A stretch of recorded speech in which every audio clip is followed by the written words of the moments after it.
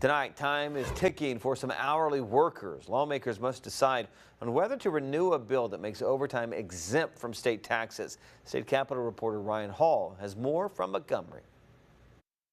A law making overtime compensation free from state tax expires at the end of June. Some lawmakers are fighting to make that permanent, while others say a grocery tax cut has more impact. Hourly workers in Alabama should permanently get their overtime pay tax-free. That's according to Representative Anthony Daniels. He says the economy has grown since the law went into effect last year. Families are now able to afford to buy groceries or to pay that extra tuition payment for their children, or just do something nice for them and their families, or whether it's buying a car, a down payment on a home.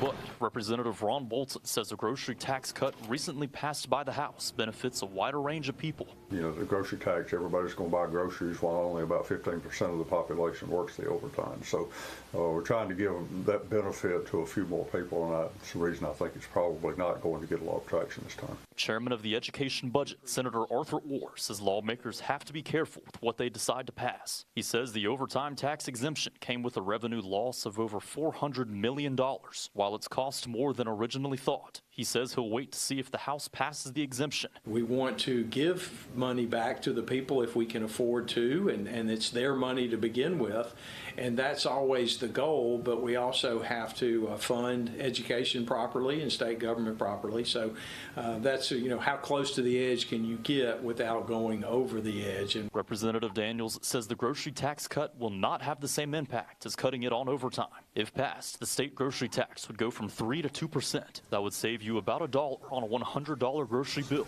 We're talking about 1 penny on the dollar.